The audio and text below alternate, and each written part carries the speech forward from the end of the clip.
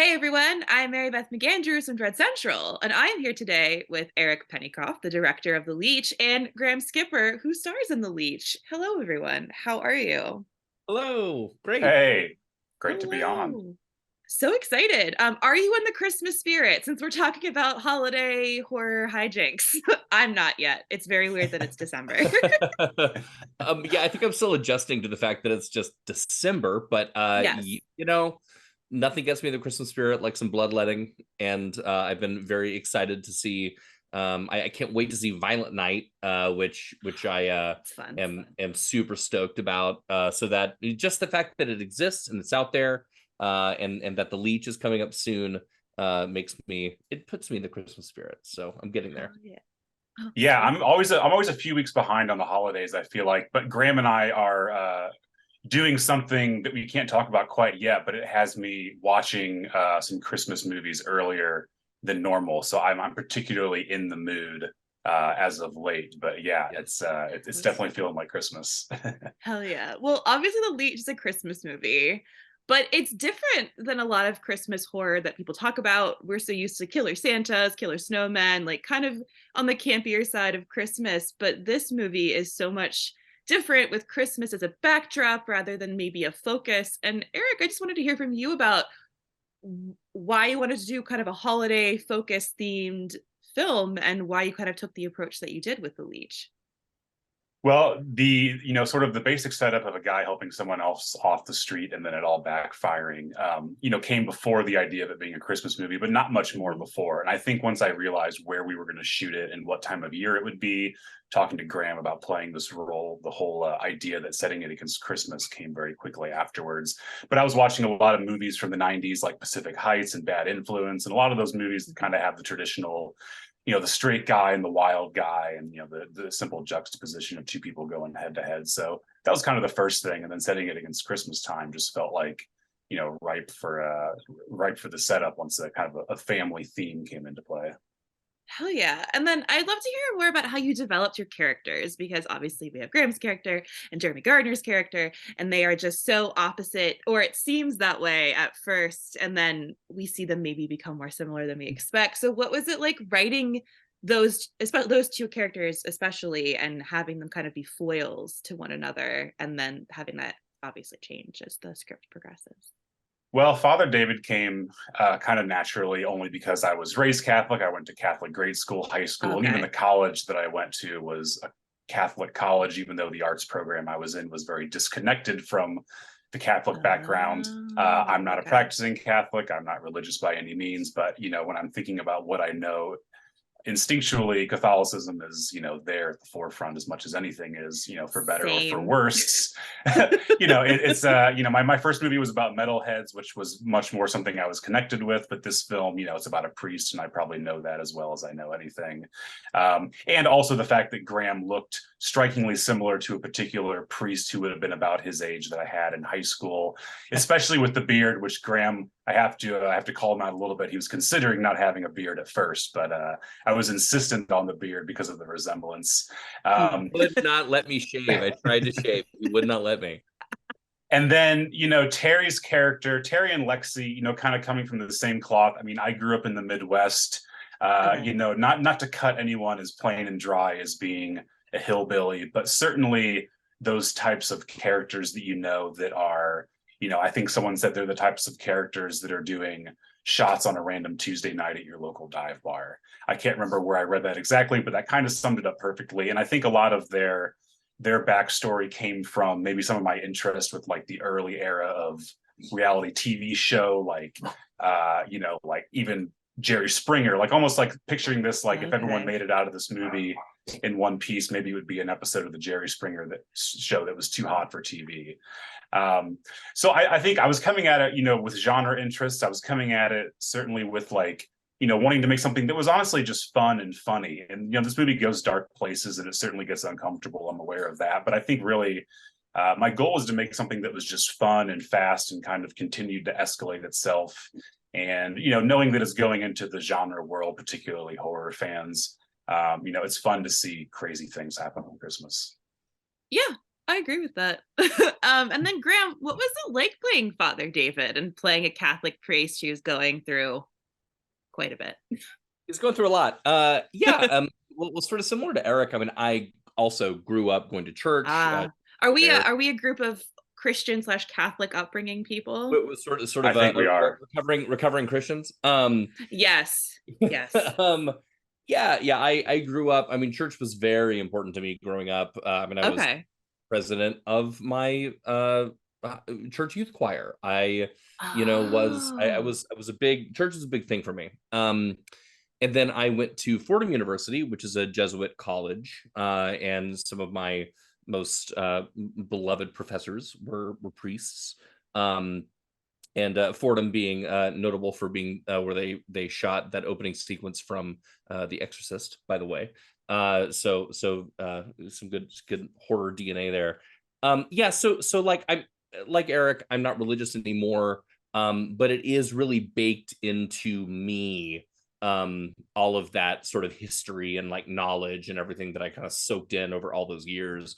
Yeah. And so, when Eric came to me with the script, I mean, one, I was excited at the idea of playing a religious person, because that's, a stretch, and it's something that uh, I felt was going to, sort of have a lot to kind of sink my teeth into. But he also wrote a character with such an incredible arc. I mean, like David goes through quite literally to hell and back. He is well, and maybe not even back. He just goes to hell. Yeah, I was gonna say, does he come back? I don't think he comes back. And I mean, what a gift as an actor to have a role like that to really bite into and chew, and then of course to get to go finally really head to head with Jeremy. I mean, Jeremy and I have shared the screen a couple of times, but not really in a significant way like this. And so, I mean, he and I are buds, and to get the chance to go to act with him, and of course with Taylor and Rigo as well, and really get to kind of all chew that scenery together, and it was just I knew it was going to be a blast. So I'm really grateful to Eric that he thought of me for me and my beard for this.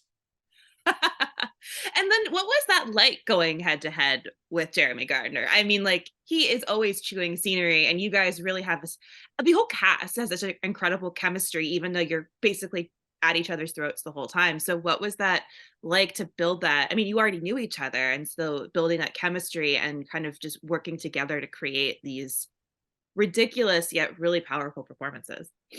Well, I mean, I think a big part of it was that, we filmed this in the midst of the pandemic before there were Mhm. vaccines. This was Oh, okay. like for real, like none of us had seen anybody outside of our immediate family. Mhm. Um, and so here suddenly I mean, it was my first time being on a plane for sure. It was my first time really Oh, yeah. like leaving my house. We moved, but it was like me and my wife in a house, then me and my wife in a car, then me and my wife in another house, and suddenly here I am on a plane, and then I'm going to Indiana, and now I'm sharing a house and essentially bunking up with Jeremy Gardner for a few weeks, and who I have bunked up with before, and he's contrary to popular belief, he was a lovely house guest. But we that was just so intense in and of itself, of going and suddenly being with all these people and kind of feeling like you're back in real life for the first time. Oh, um yeah. and you're not allowed to leave. Like, we weren't allowed to go anywhere or do anything. Like, we were all ordering in food. At the end of the shoot day, we were all living where we were shooting. So Oh, we're so you used were living in that house and we shooting were in that I house? was sleeping in the room that is Father David's room. I was sleeping in a room surrounded by crucifixes every night. It was weird as hell. Very method. It was so weird. Um, and so yeah, so you're just like in it, and we would throw Yeah. on. I remember that, one night after we were done shooting, we would put up the TV, and then over Mama's portrait, and then one night, like, we turned on Tammy and the T-Rex, and it was one of my favorite memories of the pandemic, was sitting with a bunch of people, finally, like, out amongst other people in the world, watching Tammy and the T-Rex like nothing was wrong. And so I think that whole kind of cauldron put together really helped us just jump into these roles so quickly and have so much fun and be excited to play. And I think it, just the circumstances of filming alone, combined with the fact that Jeremy and I knew each other, that we were friends, and then just that we had these great characters to riff off of. It just made for a really kind of perfect combination. So it was a man, it was a weird few weeks, but it was a great few weeks. Also, taming the T-Rex rules. Like, it's so It weird. totally But rules. Denise Richards having sex with a giant animatronic T-Rex. I mean, you can't go wrong. What more could you possibly want? What more could you possibly want? Yeah. And then Eric, I wanted to hear more about the character of Rigo, because I mean, this is a film about Father David and Terry and Lexi, but I feel like Rigo's character is so interesting. And I know that he's a smaller character, but he is such a fascinating kind of addition into this dynamic. And I wanted to hear more about the idea of adding a character of Rigo and like what that was like working and creating him as a part of this film. I'm so happy anytime I can talk about Rigo. He does. He's not obviously. Graham is in every single frame of the film. Much of the conflict comes between him and Jeremy. But Rigo, I think the position that Rigo holds in this movie is, maybe in a weird way, proof that helping people can work out. That maybe some people can turn their lives around. I was talking to someone who says, is the takeaway from this movie that you should never help other people? And I said, well, no, I think really where it goes wrong is you help other people and then you ask for something in return, or you try to deliver a message along with that. But, in the case of Rigo, I think he's proof that, helping someone in a situation can be good. But when you introduce religion into it is where things get messy, whereas I think most things in life get messy is when you start to factor in faith and religion and things like that. But he's, Rigo's a wonderful guy. I absolutely love him to death. Such a talented actor. For anyone that's thinking about either not getting the Blu-ray or getting the Blu-ray, we did shoot a music video for one of his songs that is on the Blu-ray. I highly recommend checking it out for that reason. We shot it on mini DV in the middle of a snowstorm. Him and Graham are both in it. It's absolutely hilarious. There's so much more to that character. I think Rigo and I talked a lot about what was going on before the story, kind of like how he met Graham, Father David in the movie, which you get a hint of. But yeah, I think that he really grounds the movie in a way that he represents the audience. Someone in this movie needs to say, hey, what's going on here? This is weird. You're going down the wrong path. And I think, Rigo's fate in the movie sort of mimics at a certain point where the fate of the audience goes, perhaps. Cool. Well, and then you also mentioned the takeaway from the movie about help, but I also think a lot about how it also kind of talks about weaponizing politeness and the way, and especially, and we're like in it, and that I think that even goes even further with religion about how politeness and not wanting to confront. And I just wanted to hear more about if you had thought about that, about the kind of ways that politeness can also be used against people. Because I feel like this movie and Speak No Evil, if you've seen that from this year, have like an interesting kind of through line with that whole trying to be nice and polite. And obviously this with the Leech is much more about helping people, but just an interesting kind of through line with those movies, especially from this year. Yeah, I mean, certainly, especially today where the world is at, it's so easy to see words be weaponized. And I think certainly, using the Bible both to emphasize the nature of helping people, which I do think is inherently good. I think that there is an aspect to what David does early on in the movie that is maybe the best example and something that's rare for people who claim to be Christians even doing, which is actually helping thy neighbor. It would take a lot to really help someone off the street. So I think that, the intentions are good, but, sometimes the worst things come with the best of intentions, to quote Jurassic Park 3. I have to say, one of my favorite parts of Jurassic Park 3 is that line, when what's his name steals the raptor eggs, and Dr. Grant has to put them in place. But I do think that it's so easy to take what someone says or suggests and spin it on his head, certainly today, that it's very easy to take something that is good, well intended, and make it sort of this horrible thing. so I think that was a big part of it. To a certain point, Terry eventually listens to what Father David is saying and sort of picks up on a lot of what is being emphasized, and that has its own set of dangers that come with it. Yeah. And so I want to hear your favorite holiday horror movie or horror movies. Graham, I want to hear your favorite Christmas or holiday horror. Do you have Yes, one? Graham. Yes, Graham. Why don't you tell me what your top 7 holiday horror movies are? Oh no. Oh no. Eric and I are about to do battle on a podcast Oh no. about this. But I will say, I mean, I'm well documented saying this. I think I'm going to give you 2 answers. One Okay. that I think is sort of I don't know, I guess it's beloved in horror circles, but I feel like it's just generally underappreciated as Christmas Evil. I Okay. really love that Okay. film. I think that film's wild. It's super weird, and I love super weird. And then whenever Christmas time comes around, and people are like, "What's your favorite Christmas movies?" One that I put on every year that people always, I don't know if they forget or they just like willingly don't want to think of as a Christmas film, is Batman Returns. Oh my And God, yes. It's definitely a Batman, Christmas it's movie. 100% a Christmas movie. And it's just soaking in Christmas. And almost more than any other movie, that movie, it puts me in the spirit. It's, I mean, when the penguin crashes a tree lighting, that's when the holiday season begins. Hell yeah. That is amazing. Okay, Eric, what about you? Sir, I got to be careful what I say here because I'm dead set on beating Graham at this game that we're going to be playing soon.